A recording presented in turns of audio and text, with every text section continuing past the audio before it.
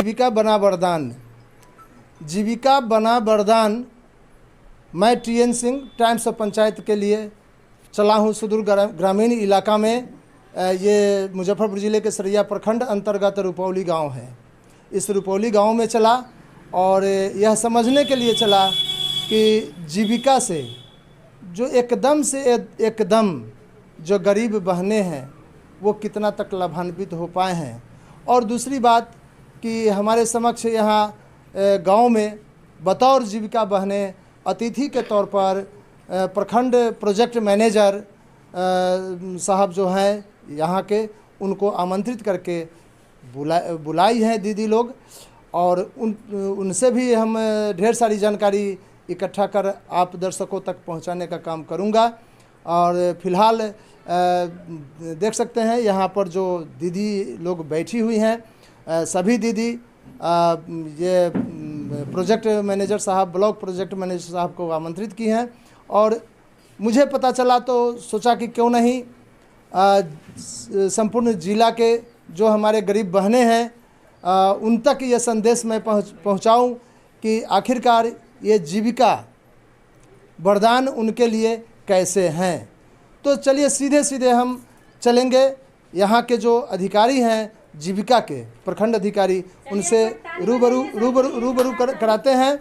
और रूबरू कराने के बाद आप समझ पाएंगे, जान पाएंगे कि सचमुच में जीविका एक गरीब बहनों के लिए वरदान है। वरदान है तो कैसे है। नहीं, ताली की ज़रूरत नहीं है। सर अपना परिचय दे दिया जाए। मैं अशोक कुमार ओझा मेरा नाम है और मैं यहाँ पर जीविका BPM के तौर पे उपस्थित हूँ। प्रखंड में जीविका के अंतर्गत होने वाली जितने भी कार्य हैं, जितनी भी योजनाएं हैं, जो भी एक्टिविटी चल रही हैं, उसके लिए मेरी जिम्मेदारी है कि उन एक्टिविटीज़ को मैं सही तरीके से ज़मीनी स्तर पर लागू करवाऊं और साथ ही साथ अगर उसको दीदी को मैक्सिमम जितना ज़्यादा लाभ दे पाऊं, यही मेरा कार्य है। एज ए यहाँ पर BPM सरैया में मैं पोस्टेड हूँ। ये मेरा परिचय हुआ। और यहाँ उपस्थित सभी जो दीदियाँ हैं उनको बहुत बहुत बधाई है कि वो जीविका में जुड़ी हुई हैं। और सर जीविका के बारे में थोड़ा बहुत मैं बताना चाहूँगा कि जीविका उन गरीब दीदियों के लिए कार्य करती है जो दीदी वर्षों से पिछड़ी थी या वर्षों से पीछे घर में कहीं ना कहीं दबी हुई थी। समाज का वो निचला तबका जो पीछे रह गया था, जिसको आगे बढ़ाने की ज़रूरत थी, सरकार प्रयास कर रही थी। और उस प्रयास के तौर पर जीविका संस्था का निर्माण किया गया और उस निर्माण के बाद सभी दीदियों को समूह में जोड़कर उनको कैसे उनका ना कि केवल जो है उनका आर्थिक विकास, साथ ही साथ सामाजिक, उनका मानसिक, उनका खुद का अपना विकास, वो घर से कैसे निकलें, समाज में निकलकर अपनी बात को कैसे रखें, इस पुरुष प्रधान समाज में वो कैसे अपने आप को प्रूव करें कि नहीं वो भी समाज की ही पार्ट है। इसके लिए जीविका मुख्य रूप से काम करता है। बता दें कि हमारे देश में जो सिस्टम चल रहा है पूंजीवादी व्यवस्था है, और जो गरीब बहनें हैं ये पूंजीवाद के कारण उनकी हालत बिल्कुल से बिल्कुल माली हो गई है। सरकार का ये ऑर्गेनाइजेशन है, सरकार की संस्था है जीविका। और सर से हम जानना चाहेंगे कि इस जीविका के माध्यम से कौन कौन सी योजनाएं चलाई जा रही है और जो हमारे यहाँ सरैया प्रखंड में देखने को भी मिलेगा। आप दर्शकों को बाद में हम बताएंगे भी कि सर जो योजनाएं बताएंगे वो वाकई में वो ज़मीन पर लागू है या नहीं, ये इससे भी आपको हम रूबरू कराएंगे। बताते चलें कि आज से यह यात्रा का शुरुआत किया गया है जीविका के संदर्भ में। जीविका के हर एक्टिविटी पर टाइम्स ऑफ पंचायत अपना नज़र बनाए रखेगी। और साथ से सर से मेरा आग्रह होगा कि जो भी कुछ योजनाएं सरकार के द्वारा चलाई जा रही है वो योजनाएं के बारे में सर बताएं और किस प्रकार से लाभान्वित हो रही हैं हमारी गरीब बहनें इस इलाके का। सर मैं आपको बताना चाहूँगा कि अभी सरैया में हम लोग लगभग 152 जो हमारे चिरागी गांव जिनको बोलते हैं रेवेन्यू विलेज, उनमें हम लोग काम कर रहे हैं। हमारे सीएम दीदी सबसे निचले स्तर पे, उसके ऊपर हमारे बुक कीपर, उसके ऊपर जो हमारा पंचायत लेवल पे जो हमारा सीएलएफ है, वो इन दीदियों के विकास के लिए सतत और निरंतर रूप से 24 घंटे इनके साथ खड़ा है। जीविका केवल एक कोई संस्था नहीं है जो एक लेन देन के माध्यम से जुड़े हैं, हम दीदी से इमोशनली भी जुड़े हैं, मानसिक रूप से भी जुड़े हैं, और दीदी के विकास के लिए जो भी हम कर सकते हैं वो दीदी के लिए हम लोग करते हैं समूह के तौर पे, और या तो हम लोग सरकारी योजनाओं को उन तक पहुंचा कर। आपने सर पूछा कि सरकारी योजनाएं, मैं कुछ चुनिंदा सरकारी योजनाएं जो अभी करेंटली हमारे प्रखंड में हम लोग शुरुआत कर रहे हैं। सरकार का एक योजना है सतत जीविकोपार्जन योजना, जिसको शॉर्ट में SJY बोलते हैं। उसमें हमारे ग्राम संगठन की दीदियां, हम अपने ही क्षेत्र के, अपने ग्राम संगठन क्षेत्र के उन दीदियों का हमें सूची देती हैं जो उनके बीच सबसे गरीब है, जो जिनका हालत वो है कि वो 2 वक्त का भोजन भी उनको सोचना पड़ता है खाने के लिए। उन दीदियों को हम लोग इन्हीं दीदियों के माध्यम से आइडेंटिफाई कराते हैं। बाद में हमारे जो भी पदाधिकारी या जो हमारे स्टाफ होते हैं उसको एक बार चूँकि योजना है तो उसको वेरीफाई कर लेते हैं, और उनको रोजगार से जोड़ने का काम, कोई उनको हम फंड नहीं देते हैं, जबकि जो भी जिस प्रकार का भी वो योजना, जैसे किसी प्रकार के, जैसे कोई बकरी पालन करना चाहता है, कोई दुकान खोलना चाहता है, या कोई किसी प्रकार का रोजगार करना चाहता है, तो उनके मन मुताबिक हम उस रोजगार का जो भी चीज़ें हैं, सामान है या जो भी इस तरीके की चीज़ें, उनको हम प्रोवाइड कराते हैं। और साथ ही साथ हम उनको 6 महीने तक 1-1 हज़ार रुपये ये इसलिए भी देते हैं ताकि वो उस रोज़गार से जो लाभ वो कमाई कर रहे हैं, वो कमाई खाने में ना खर्च करके उसको अपने रोज़गार को बढ़ाने में उसको उपयोग करें, उस रोज़गार में लगाएं ताकि वो रोज़गार और बढ़े। और ये जो 1,000 रुपये अलग से हम दे रहे हैं उसको अपने खाने पे खर्च करें। अभी ये योजना सर अभी हम लोग जल्दी ही करीब 2 महीने पहले शुरू हुई हैं। अभी हम लोग आइडेंटिफिकेशन ही कर रहे हैं। आपके क्षेत्र में आपके थ्रू हम ये बोलना चाहेंगे कि ऐसे कोई भी परिवार आपको लगे कि आपके पंचायत में, आपके गांव में, आपके टोला में, आपके पड़ोस में कोई ऐसा परिवार है जिसकी माली हालत बहुत ख़राब है, इसके कुछ मापदंड हैं। उन मापदंडों में 2 मिनट में बता दूंगा कि उनके घर में कोई पुरुष एबल बॉडी ना हो, मतलब ऐसा ना हो कि वो कमा सकता है लेकिन नहीं कमा रहा हो, उनको हम लोग नहीं कर सकते हैं। या उनके घर में ज़मीन नहीं होना चाहिए, जो भी कंडिका बोलती है कि ये उनका क्राइटेरिया है, उससे अगर वो पास हो जाते हैं तो उनको आइडेंटिफाई करके हम लोग इस तरीके से सपोर्ट करते हैं। ये SJY योजना था। इसके बाद सर हम आते हैं, एक हमारा IPDS योजना चल रहा है। इसके तहत हम लोग प्रखंड के उन दीदियों को सपोर्ट कर रहे हैं, जीविका दीदियों को। पहला जो योजना था सर वो किसी प्रखंड के किसी भी व्यक्ति के लिए था, वो ज़रूरी नहीं है कि वो जीविका में हो अथवा ना हो। ये योजना है ये केवल जीविका में जुड़ी दीदियों के लिए है। अगर आप जीविका में जुड़ी हैं तो आपको हम जो चूजा मिलता है, मुर्गा, देसी मुर्गा जिसको बोलते हैं हम लोग, वो हम आपको 21 दिन पुराना मुर्गा, 21 दिन का 28 दिन पुराना मुर्गा आपको हम प्रोवाइड कराते हैं, और मात्र 10 रुपये का एक मुर्गा हम आपको देते हैं। ये मुर्गा या मुर्गी जो भी है, वो मुर्गी पालन करने के लिए आपको का एक हम शेड देंगे जिसमें 25 और 20 2 टाइप में आपको हम देंगे। इसके लिए आपको प्रति चूज़ा 10 रुपया, मतलब 450 रुपये आपसे हम उसका चार्ज करेंगे, जो कि आपके ग्राम संगठन के पास इकट्ठा होगा। साथ ही साथ चूजा आप रखेंगे कहाँ, इस पर बात आती है। तो सरकार की योजना है कि इसमें हम आपको 1,000 रुपये आपके अकाउंट में DBT करेंगे, डायरेक्ट बेनिफिट ट्रांसफ़र जो होता है उसमें।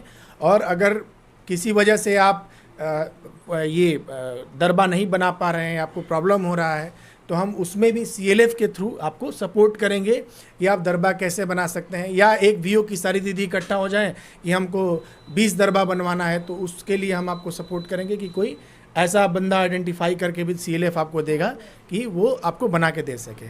ये योजना अभी चालू होने वाला है। इसके लिए हम लोग, चूँकि बाढ़ आ गया है तो हम लोग कुछ जगह स्टार्ट भी करने वाले हैं, लेकिन बाढ़ की वजह से हम लोग रुक गए थे।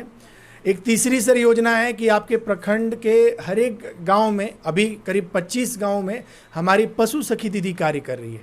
पशु सखी दीदी का मुख्य कार्य जो है वो जो बकरियां हैं, बकरियों के संबंध में है।